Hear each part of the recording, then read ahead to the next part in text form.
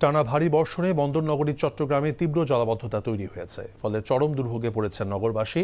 এদিকে পার্বত্য অঞ্চলে পাহাড় ধসের ঘটনা ঘটেছে, ফলে দুর্ঘটনা এড়াতে ঝুঁকিপূর্ণ এলাকা থেকে স্থানীয়দের নিরাপদে সরে যেতে বলা হয়েছে। রাঙামাটিতে গাছ চাপায় একজনের মৃত্যু হয়েছে। এছাড়া বঙ্গোপসাগরে নিম্নচাপের প্রভাবে দেশের বিভিন্ন স্থানে হালকা থেকে মাঝারি বৃষ্টিপাত হয়েছে। বৈরী আবহাওয়ায় সেন্ট মার্টিন দ্বীপের সঙ্গে নৌ যোগাযোগ বন্ধ রয়েছে। ইমরুল কায়েসের ডেস্ক রিপোর্ট। উত্তাল বঙ্গোপসাগর, থেমে থেমে হচ্ছে বৃষ্টি, কোথাও আবার ভারী বৃষ্টিপাতে তলিয়ে গেছে নিম্নাঞ্চল। ভারী বর্ষণ ও পাহাড় ধসে কক্সবাজারের 15টি গ্রামের নিম্নাঞ্চল প্লাবিত হয়েছে।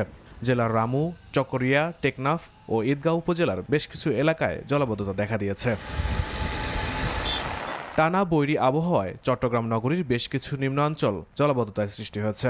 আবহাওয়া অফিসের তথ্যমতে বন্দরনগরী চট্টগ্রামে 330.38 মিলিমিটার বৃষ্টিপাত রেকর্ড করা হয়েছে। এতে নগরী চকবাজার, কাতালগঞ্জ, রেওয়াজউদ্দিন বাজার, আগ্রাবাদের বেশ কয়েকটি স্থানে জলাবদ্ধতা সৃষ্টি হয়েছে। টানা বৃষ্টিতে দুর্ভোগে পড়েছে মানুষ।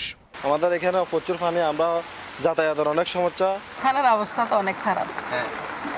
আমার তো বের হতে হচ্ছে, আমার মেয়ের অপারেশন চলতেছে স্যার। রিক্সা করে যে মানুষ যাবে সেই পজিশনও নাই, কেন রিক্সাওয়ালাও প্যাসেঞ্জার নিয়ে টানতে পারতেছে না। গাড়ি চালাতে পারি না, সকালে তো বারে বাঁ উগা জাল হয়েছে, মারতাম পাইতেছি না।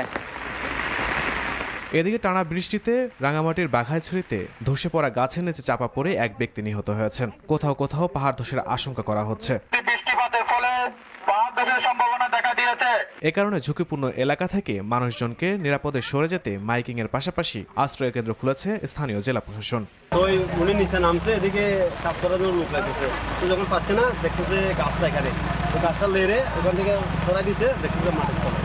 এখন সামনে যদি বৃষ্টিপাত যদি বেশি হয় তাহলে আমরা আশ্রয় কেন্দ্র দেবেন এরকম আশা ভরসা করবো।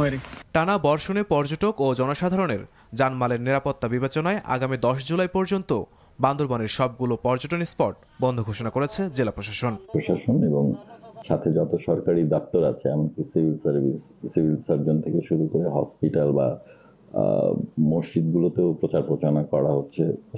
সকল সরকারি দপ্তর অ্যাওয়ার আছে এবং সবাই আসলে আমরা সম্মিলিতভাবে কাজ করছি। বৈরী আবহাওয়ায় চট্টগ্রাম, কক্সবাজার, পায়রা ও মংলা সমুদ্র বন্দরকে 3 নম্বর স্থানীয় সতর্ক সংকেত দেখাতে বলেছে স্থানীয় আবহাওয়া office. Imrul Kayes, NTV news desk.